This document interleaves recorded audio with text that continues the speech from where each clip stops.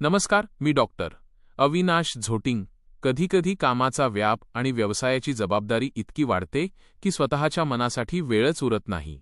मग समोरची व्यक्ती स्त्री असो वा पुरुष, कर्तव्याच्या या शर्यतीत दोघांचीही अवस्था सारखीच असते. आपण लोकांसाठी राबतो, पण जेव्हा मन एकांत शोधतं तेव्हा मात्र सर्वत्र सुन्न शांतता असते. याच एकाकीपणाचीही मांडणी. कविता. कर्तव्याचा फास अन हरवलेली ओढ. व्यवसायाची ही गणिते आता काळजाला पोखरू लागलीत, कामाची ही अथांग ओझी श्वासांना वेढू लागलीत. दिवस रात्र फक्त टार्गेट्स आणि व्यवहाराचा हा खेळ. स्वतःच्या माणसांसाठी आता उरलाच नाही वेळ. स्वतःच्या माणसांसाठी आता उरलाच नाही वेळ.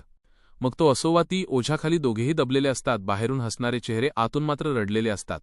कामाच्या या शर्यतीत सुखाचा पत्ता लागत नाही. मन आतून ओरडतंय, पण कोणालाच ऐकू येत नाही. मन आतून ओरडतंय, पण कोणालाच ऐकू येत नाही. गरज असते तेव्हाच माणसं आपलं म्हणून जवळ येतात आणि काम संपलं की साधी ओळखही विसरून जातात. कोणी समजून घेणारं नसतं. प्रत्येकाला आपलंच म्हणणं सांगायचं असतं. पण या थकलेल्या मनाला थोडं मायेने कुरवाळायचं असतं. दुरावा वाढत गेला इतका की आता परकं वाटू लागलंय. ज्यांच्यासाठी हे सगळं केलं त्यांनाच आता ओझं वाटू लागलंय. व्यवसाय आणि कामाच्या फाईल्समध्ये आयुष्य कुठेतरी हरवलं. माणूस म्हणून जगण्याचं स्वप्न उरातच थिजून गेलं. माणूस म्हणून जगण्याचं स्वप्न उरातच थिजून गेलं. आता डोळ्यांत पाणी येतं जेव्हा थकवा मनावर स्वार होतो. ज्याला जिवलग मानलं तोच आता आरपार घाव करतो. कोणाकडे भावना सांगितल्या तरी त्याचा आता बाजार होतो. आणि प्रत्येक शब्द आपला आता स्वतःसाठीच भार होतो. आणि प्रत्येक शब्द आपला आता स्वतःसाठीच भार होतो. शेवट.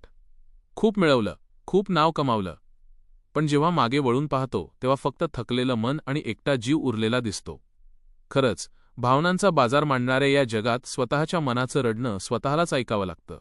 स्वतःला जपा, कारण या गर्दीत तुमचं म्हणणारं कोणी नसतं. धन्यवाद. आपला डॉक्टर अविनाश झोटिंग.